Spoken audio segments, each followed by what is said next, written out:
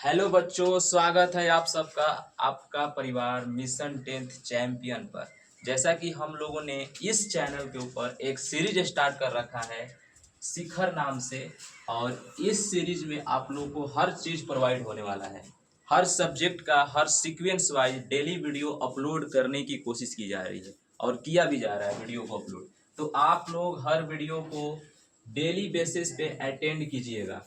मैंने फिजिक्स पढ़ 2 दिन से स्टार्ट किया है। 2 वीडियो मैंने 2 अपना लेक्चर इस यूट्यूब पर इस चैनल पर अपलोड कर दिया है, आप लोग जाके उसे देख सकते हो। आज ये पार्ट 3 होने वाला है चैप्टर का, और ये जो चैप्टर का नाम है फिजिक्स का प्रकाश का परावर्तन, और काफ़ी डिटेल में इस चैनल के ऊपर पढ़ाई जा रही है हर चीज़ों को। तो आप लोग डेली बेसिस पे वीडियो को अटेंड करने की कोशिश कीजिएगा। तो हमने पिछले लेक्चर में बताया था प्रकाश के परावर्तन में कि अगर कोई परावर्तक सतह है, मान लो कि यहाँ पे कोई परावर्तक सतह है, इस परावर्तक सतह पर पीछे का रिवीजन करवा रहा हूँ, पिछले लेक्चर का कुछ पार्ट्स को रिवीजन करवा रहा हूँ, आप लोग ध्यान से देखिएगा। ये है परावर्तक सतह,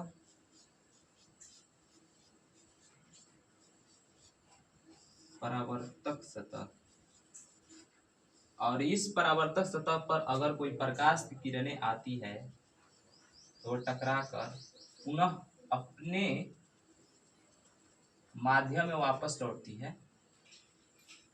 तो जो प्रकाश की किरणें आती है परावर्तक सतह पर, उसे बोलते हैं आपतित किरण। आपतित किरण, उसे बोलते हैं आपतित किरण।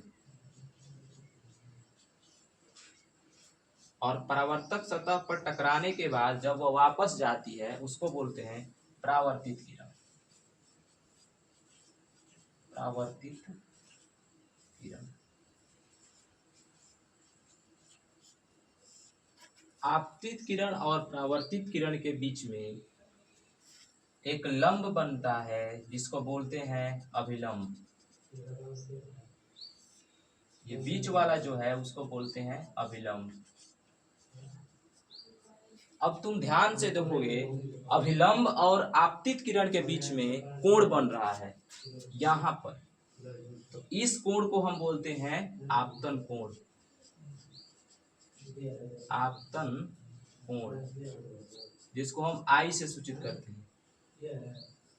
फिर परावर्तित किरण और अभिलंब के बीच में देखोगे तो यहाँ पर एक कोण बन रहा है जिसको बोलते हैं परावर्तन कोण।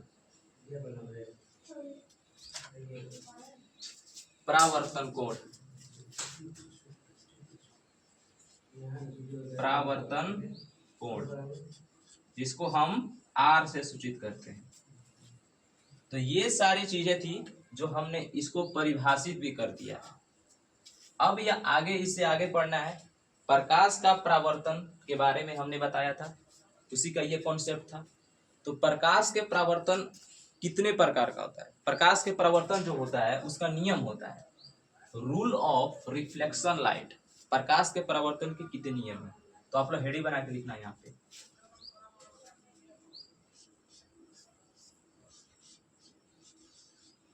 प्रकाश की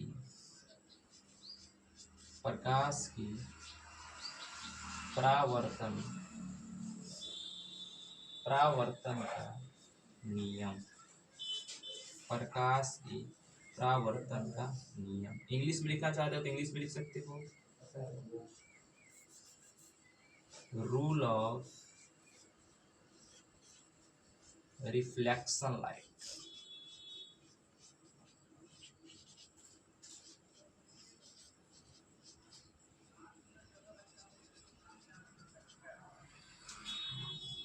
तो प्रकाश के परावर्तन के कितने नियम हैं? तो प्रकाश के परावर्तन के 2 नियम हैं। ये लिख लो, प्रकाश की परावर्तन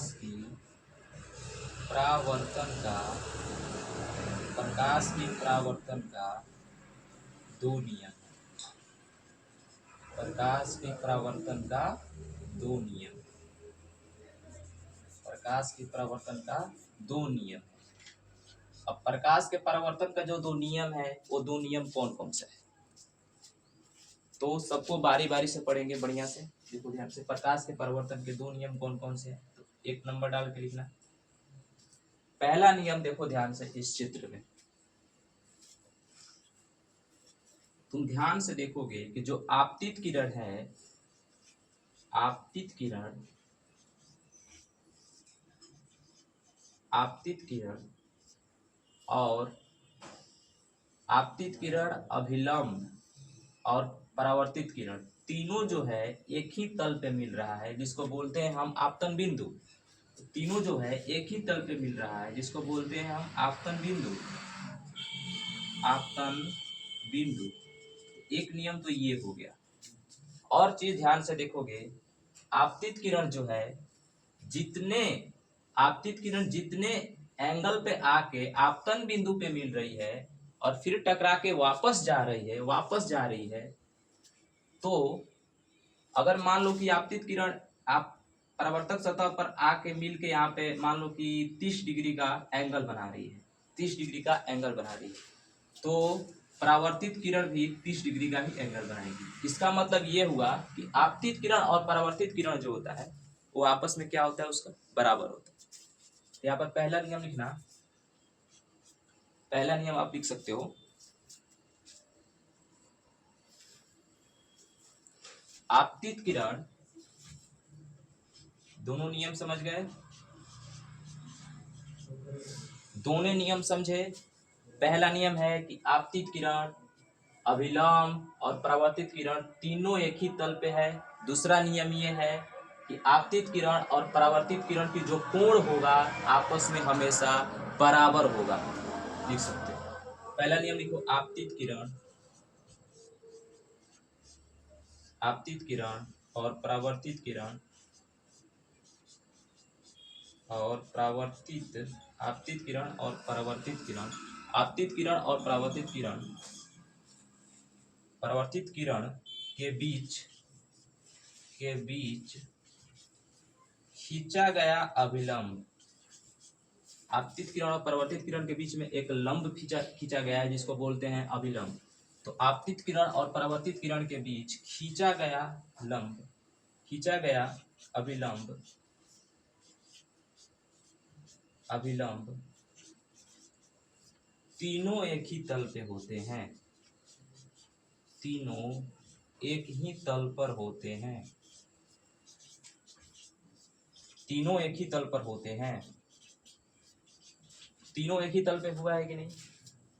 आपतित किरण का जो आपतित किरण आके मिल रही है यहाँ पे, परावर्तित किरण यहाँ पे मिल रही है, अभिलंब भी यहाँ पे मिल रहा है, तीनों एक तल पे मिल रहा है। ये एक नियम हो गया।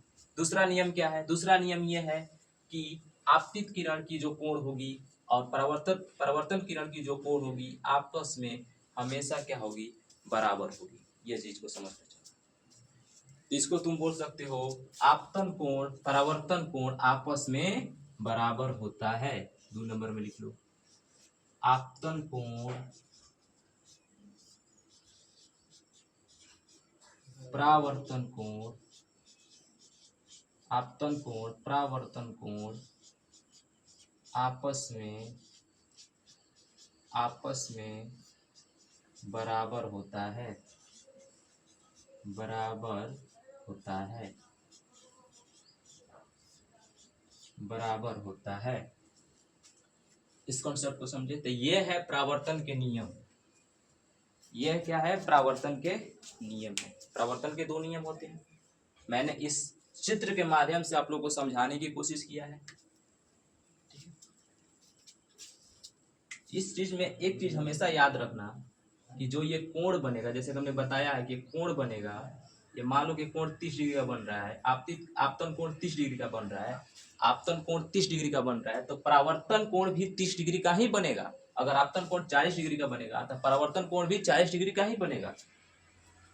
तभी दोनों आपस में क्या है, बराबर है। ये चीज को समझते चलें। अब नेक्स्ट जो टॉपिक है उस टॉपिक का नाम होने वाला है प्रतिबिंब। प्रतिबिंब के बारे में समझेंगे। नेक्स्ट जो टॉपिक है वो नाम होने वाला है प्रतिबिंब। प्रतिबिंब क्या होता है? प्रतिबिंब के मतलब होता है परछाई। तो आप लोग इधर लिखना प्रतिबिंब।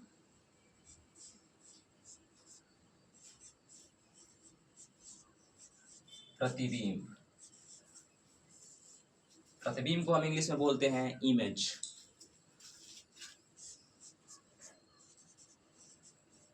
इमेज। थोड़ा प्रतिबिंब के बारे में जान लेते हैं। प्रतिबिंब क्या होता है?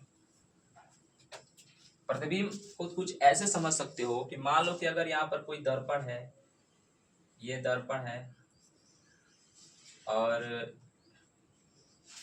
ऐसा दर्पण जिसके पीछे क्या होना चाहिए, कलई होना चाहिए, तभी तुम अपना प्रतिबिंब उस दर्पण के अंदर देख सकते हो। दर्पण ऐसा होना चाहिए जिसके पीछे क्या होना चाहिए, कलई होना चाहिए, यानी पॉलिश होना चाहिए। अगर दर्पण के पीछे कलई हुआ हुआ है तो अगर तुम इस दर्पण के आगे जाओगे तो तुम अपना प्रतिबिंब उस दर्पण में देख सकते हो। ये मान लो कोई दर्पण है और दर्पण के सामने कोई व्यक्ति खड़ा है, ऐसे करके, तो जो उसका प्रतिबिंब दिखाई देगा इस दर्पण में दिखाई देगा, और इसी चीज को हम बोलते हैं प्रतिबिंब। समझ गए? इसी चीज को हम बोलते हैं प्रतिबिंब। यहाँ चीज को देखो,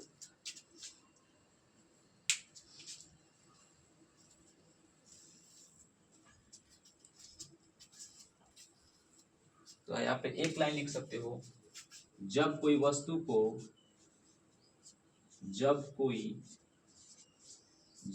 वस्तु को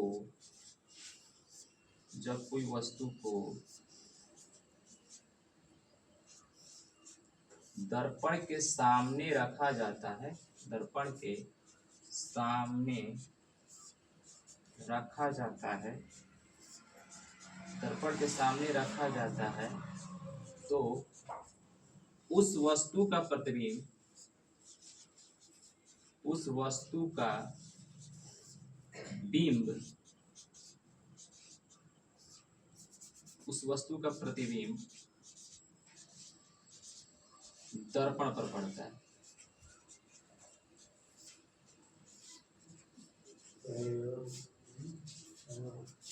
दर्पण पर पड़ता है, इसी को समझे। उस वस्तु का जो बिंब होगा वो दर्पण पे पड़ेगा। अब ये तो इसका डिफिनेशन जो है उतना इम्पोर्टेंट नहीं है जितना इसका प्रकार इम्पोर्टेंट है कि प्रतिबिंब कितने प्रकार के हो सकता है। तो आप लोग नीचे हेडिंग बना के लिखना, प्रतिबिंब दो प्रकार से हो सकता है। प्रतिबिंब पूछेगा कितने प्रकार का होगा, तो प्रतिबिंब जो होता है वो दो प्रकार से हो सकता है। तो प्रतिबिंब दो प्रकार का, यहाँ पे लिखिए। प्रतिबिंब जो होता है, प्रतिबिंब मुख्य, प्रतिबिंब मुख्य दो प्रकार का होता है, दो प्रकार का होता है।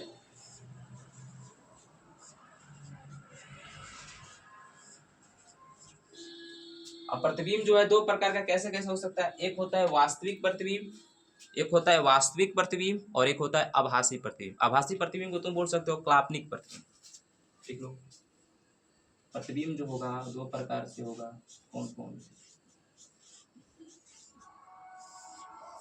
एक होता है वास्तविक प्रतिबिंब, वास्तविक प्रतिबिंब, वास्तविक प्रतिबिंब, और एक होगा आभासी प्रतिबिंब, आभासी प्रतिबिंब। आभासी प्रतिबिंब मतलब काल्पनिक प्रतिबिंब, काल्पनिक। आभासी प्रतिबिंब मतलब काल्पनिक प्रतिबिंब, काल्पनिक प्रतिबिंब। इंग्लिश में लिखना चाहते हैं तो लिख लो virtual image, virtual image, and इसको लिख सकते हो realistic image, realistic, realistic image. इस तरह से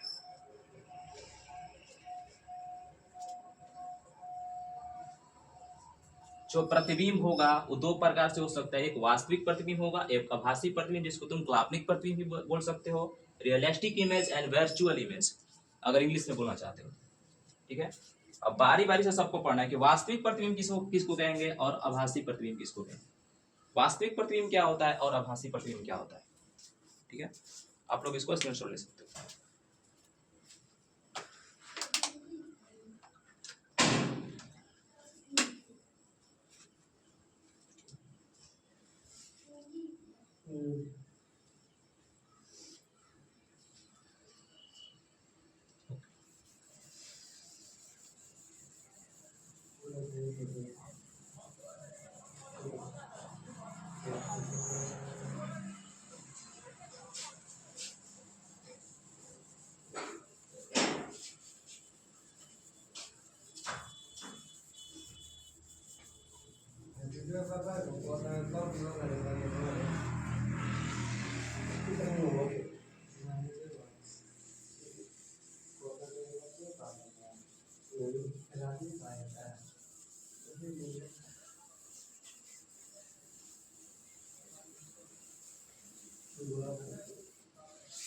सबसे पहले पढ़ो वास्तविक प्रतिबिंब क्या होता है। सबसे पहले पढ़ना है वास्तविक प्रतिबिंब क्या होता है। कॉपी में हेडिंग बनाओ वास्तविक प्रतिबिंब, रियलिस्टिक इमेज, एक नंबर डाल के लिखो वास्तविक प्रतिबिंब, वास्तविक प्रतिबिंब, वास्तविक प्रतिबिंब।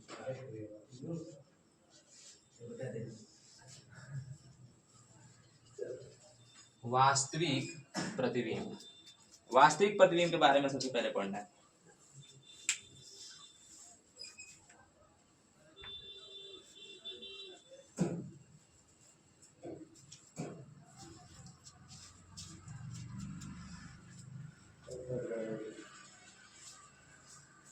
तो वास्तविक प्रतिबिंब को तुम ऐसे समझ सकते हो, मान लो कि यहाँ पे कोई दर्पण है, यहाँ पे कोई दर्पण है, यहाँ पे कोई दर्पण है,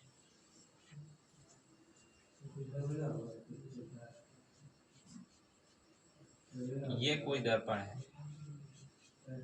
अब कोई प्रकाश की किरण यहाँ से आ रही है, प्रकाश की किरण यहाँ से आ रही है और आकर परावर्तन के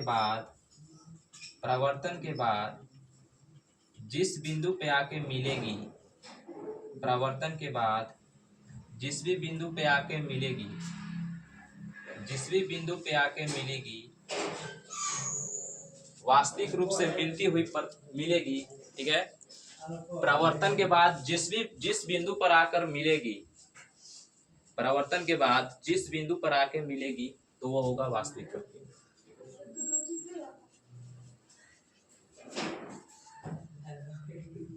वास्तविक प्रतिबिंब,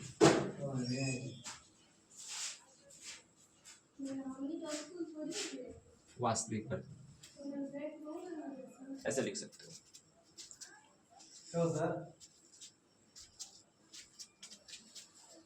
ये जो है ये प्रकाश स्रोत है। प्रकाश स्रोत क्या होता है बताया पिछले लेक्चर में कि जहां से प्रकाश की किरणें बाहर निकलती है, जहां से प्रकाश की किरणें बाहर निकलती है वही प्रकाश स्रोत होता है। तो प्रकाश स्रोत से अगर कोई प्रकाश की किरण आ रही है, ये प्रकाश की किरण है, प्रकाश का किरण है, तो ये दर्पण से परावर्तन के बाद, यहाँ पर परावर्तन मतलब क्या, टकरा रही है, दर्पण के परावर्तन के बाद जिस बिंदु पर आकर मिलेगी, वास्तविक रूप से जिस बिंदु पर आकर मिलेगी वही होता है वास्तविक प्रतिबिंब। तो लिख सकते हो यहाँ पे जब प्रकाश की किरणें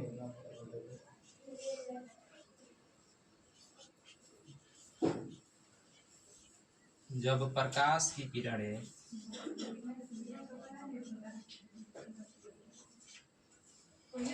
जब प्रकाश की किरणें जब प्रकाश की किरणें जब प्रकाश की किरणें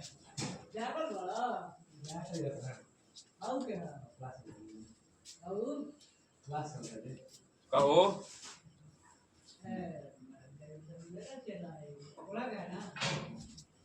प्रणाम गुरुजी। ये जीवन के रहा हाँ ये क्लास ले रही ऑनलाइन। ठीक है आप बढ़िया काम कर रहा है। हां बढ़िया बना। हां बिल्कुल वही बाबा हैं बिल्कुल कहां बोले ये के बड़ा हम तो जाने के कर दे देखो इसमें जब प्रकाश की किरणें प्रकाश स्रोत से निकलकर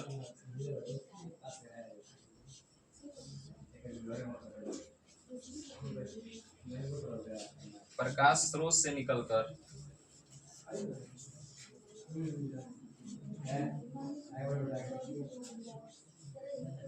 जब प्रकाश की किरणें प्रकाश स्रोत से निकलकर किसी दर्पण के परावर्तन के बाद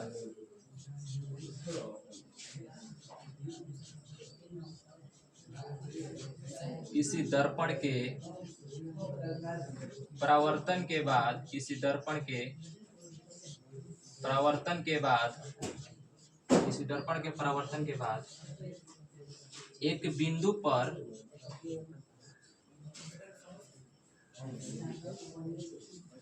परावर्तन के बाद किसी एक बिंदु पर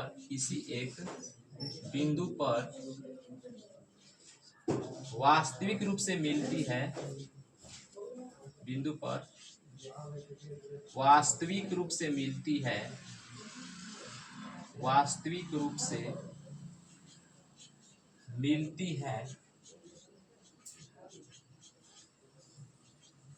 है उसे तो इस घटना को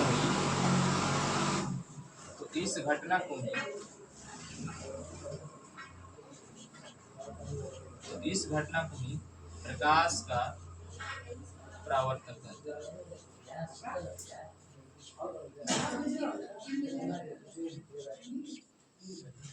प्रकाश का परावर्तन कहते हैं। एक सेकंड देखो इसमें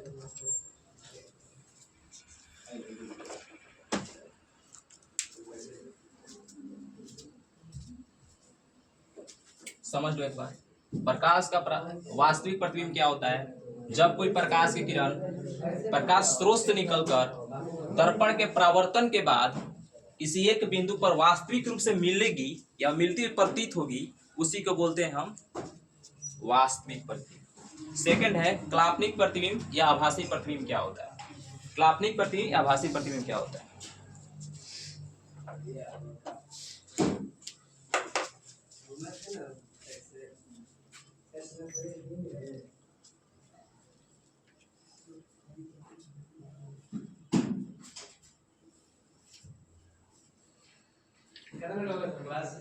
देख रहे हैं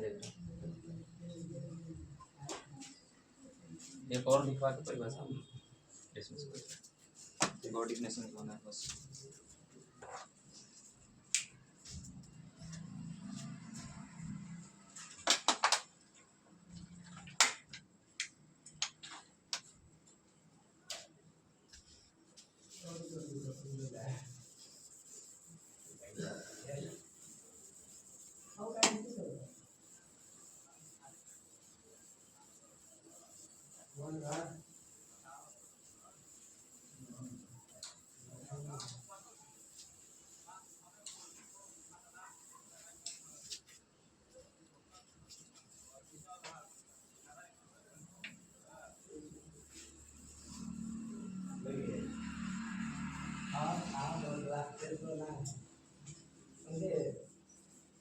अब जो आप है ना या आप ठीक है, तो आप लोग जो क्लासेस होने वाली है इस जगह का होने वाली है इस बैच के अंदर जो आप सीख रहे हैं, ठीक है। और आज हम जानते हैं कि सबम और सरल, और आज हम क्लास भी स्टार्ट करते हैं ना, क्लास भी स्टार्ट करते हैं तो नए नए बच्चे आएंगे नहीं आएंगे पाएंगे, कुछ बच्चे आएंगे ना बाहर भी खर्चा बहुत अधिक पड़ेगा। आप समझेंगे यहाँ पर क्या आई छुट्टी बात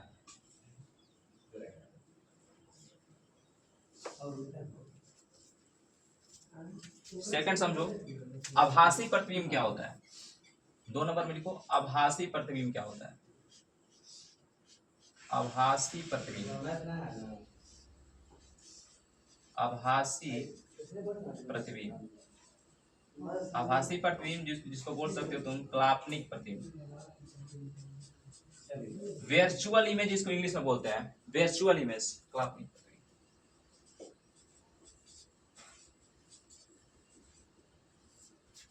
आभासी प्रतिबिंब को पहले बढ़िया से समझना। अगर कोई प्रकाश की किरणें, मान लो कि यहाँ पर कोई दर्पण है, यहाँ पे कोई दर्पण है, ये दर्पण है और ये दर्पण जो है, इस दर्पण अगर यहाँ पर कोई प्रकाश स्रोत, मतलब यहाँ से ये प्रकाश स्रोत है जहाँ से प्रकाश की किरणें आएंगी, प्रकाश स्रोत है ये, और प्रकाश स्रोत से जो प्रकाश की किरण, प्रकाश किरण जो आएगी यहाँ से परावर्तन के बाद, परावर्तन के बाद किसी बिंदु पे क्या होगी, मिलती हुई प्रतीत होगी। यहाँ से परावर्तन के बाद क्या होगी, मिलती हुई प्रतीत होगी।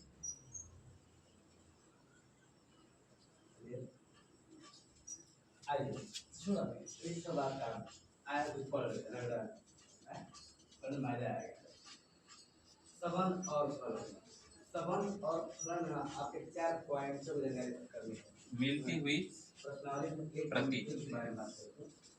तो अभी आप लोग मालूम है पर्सनली 1.1 में क्या, तो अगर कोई प्रकाश की किरण प्रकाश स्रोत से निकलकर परावर्तन के बाद किसी बिंदु पर मिलती हुई प्रतीत होती है तो वह काल्पनिक प्रतिबिंब होता है। इसको लिख सकते हो, इसको लिख सकते हो आप। पहला काल्पनिक क्या होता है, काल्पनिक क्या होता है, काल्पनिक गुण। दूसरा पढ़ना है बेटा उपसमुच्चय। इसको आप लोग लिख सकते हो, कैसे समझना। क्या पढ़ना है,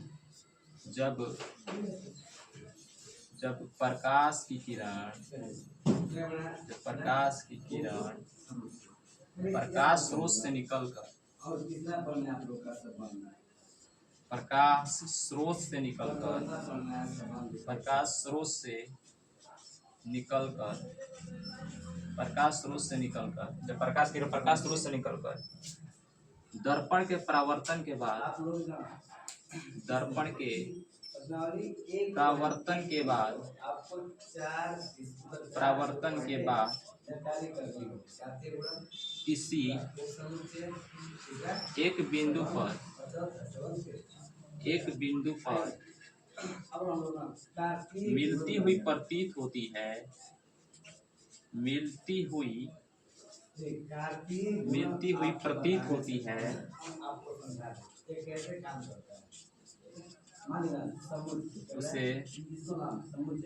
उसे मिलती हुई प्रतीत होती है, उसे आभासी प्रतिबिंब कहते हैं, उसे आभासी प्रतिबिंब, उसे आभासी प्रतिबिंब कहते हैं।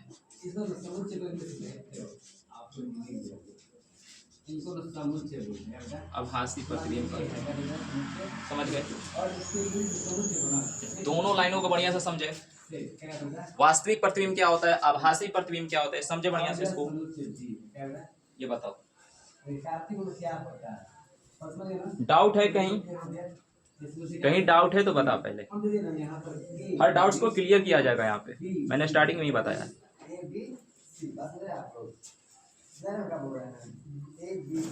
और यहाँ पर देना 1 2, मैंने हर चीजों को कॉन्सेप्चुअल तरीके से बताने की कोशिश की है, बस आप लोग को बढ़िया से ध्यान से पढ़ना है और हर चीज को कवर करते हुए चलना है। ओके, तो आज के लिए क्लास हम इतना ही रखने वाले हैं, और daily video part wise part upload होती रहेंगी। बस आप लोगों को क्लास को डेली बेसिस पे अटेंड करना है, डेली बेसिस पे अटेंड करना है। बस आज की क्लास थोड़ा सा इशू हो गया है, आज की क्लास हम इतना ही रहने वाले हैं। नेक्स्ट वीडियो में हम इससे आगे पढ़ेंगे। तो अभी हम फिजिक्स में क्या क्या पढ़ लिए हैं,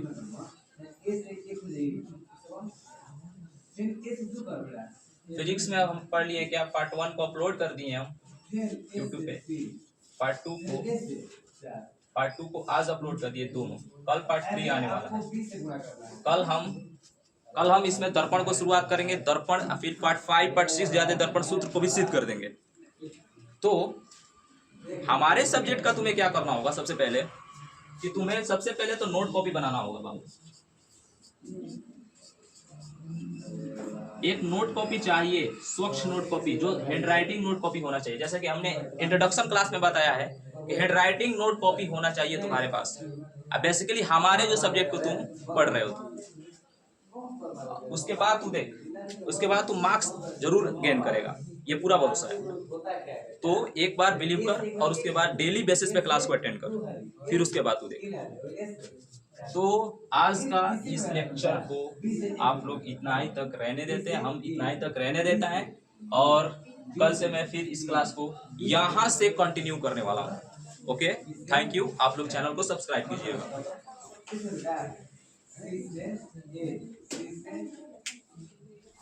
दो,